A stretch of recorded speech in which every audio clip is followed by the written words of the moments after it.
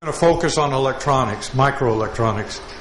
But as we go through there, please be aware that the techniques that I'm presenting will also be applicable to the biosensors, the nanowire sensors we were discussing.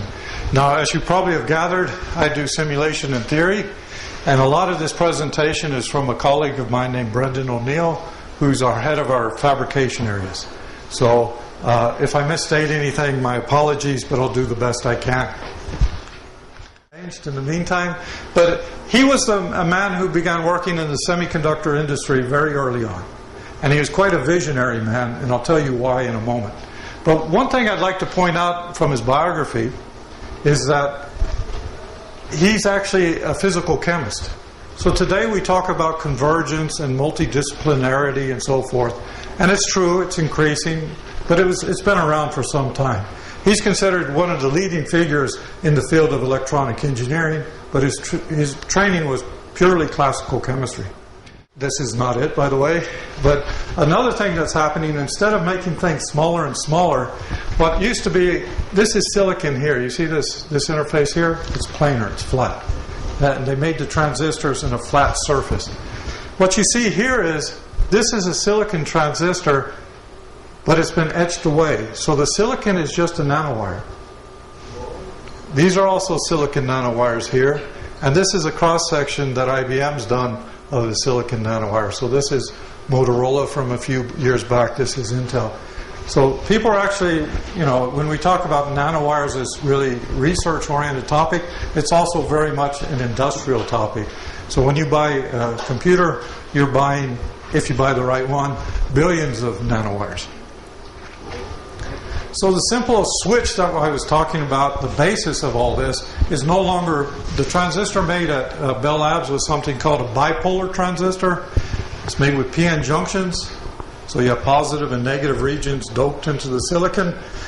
And you have the same thing in this type of transistor. It's called a metal oxide semiconductor field effect transistor, but everybody calls it a MOSFET. It's the acronym. So the metal is the gate. The insulator is a thin oxide layer here, and the semiconductor is the body. And what you do is basically you have a heavily doped region, so it's a conductor. You have a lightly doped region, so it's not a good conductor. So when I apply a voltage from here to here, the electrons can't go across. It's off. But what I can do is I can put a voltage on here, which makes an electric field across this insulator, pulls charge up into this region here, and now I have a nice conductor, and the electrons are happy to go through the device. The transistor is on. And this is just what the potential in this region here looks like from here to here as I apply a gate voltage. And what you're doing is you have a barrier, electrons run into it and they bounce back. But well, you have to shoot them in at a certain energy. But as I apply the gate voltage, what I'm doing is I'm pulling that barrier down, and the electrons can flow easily. And so there's my switch. Very simple concept of MOSFET transistor. I was a child genius. So the transistors were about this size, which is a micron, or 1,000 nanometers. I told you that people are now making transistors that are about 22 nanometers.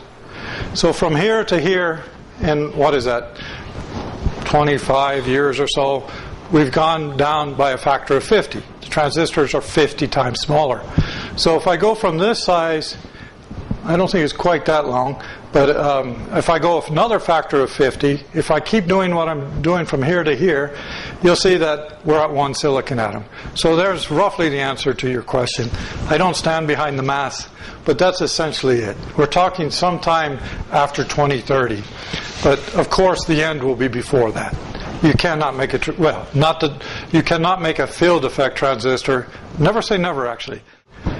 And then I've already showed this, but just to remind you that we were talking about this junctionless transistor and the fact that I want to get rid of this problem of making junctions, and I don't want to have to worry about doping. Well, I still have to dope, but I don't have to make junctions. So I told you about that in the last lecture. So this has been done. I showed you that basically you can make the devices. You can turn them off. This is the off bit that I spoke about, and here's the on bit. So it does work. But the obvious question then is, how small can you make it? So the devices I showed you were tens of nanometers in cross-section, and they're actually very long. That's not really the important bit, but the fact that they're still tens of nanometers in cross-section, we naturally ask, well, how small can I make it? And what we did was, we did a little study, a computer simulation, where we actually put in the atoms in there. So we have about a 1 nanometer diameter wire. We put a gate, so we put an electrostatic potential on there, just like we do in the real thing. And we said, put a battery across it, and let's see what happens. So what you'll see is, this is transmission, so this measures how easy the electron can flow through this device. And as you see, we're talking about something that is of a molecular scale. It's near the limits of what you're going to be able to do with silicon in terms of fabrication. And what you see is all the electrons come in at this energy. It's just normalized to 0. And when I don't have a gate voltage, it's on. That red goes on. And this is just zooming in on this region. And you can see as I apply the gate voltage, what happens is the transmission goes to 0. Or in other words, the electrons can't flow from one point to the other. So it does turn off. But that's the way a physicist looks at the problem. They ask about the electron transmission. An engineer always wants to know, how are the current voltage characteristics? And basically, that's what this is. You turn the transmission into what happens as you apply a voltage, and you get a nice set of current voltage curves, and it seems to be saying you can make a transistor that has 1 nanometer cross-section and a gate length that is about 3 nanometers. Now this is simulation, right? So the first thing we did was we said, does that make sense? Is that physical? And what you can do is you can calculate the charges in the device. Don't worry about it. But from that you can figure out what the potential barrier when the device is off looks like. So the electrons are coming in here, and if they don't have enough energy and they can't tunnel, we mentioned the tunneling problem, if they can't tunnel across there, the device is off. So the first thing to do is, if you do physics as an undergraduate, one of the first problems you do is the square well potential or the rectangular potential. So what we do is we approximate this potential that's actually in the device and compare it to a simple model that you can get the answer from a textbook, right? You can go, and that's what we do. And what we see is, for the barrier height that we're calculating, for the distance, for the length of the barrier, you get a very good agreement between what simple theory would tell you and what a lot of computation, hundreds of hours on 100 cores, told you.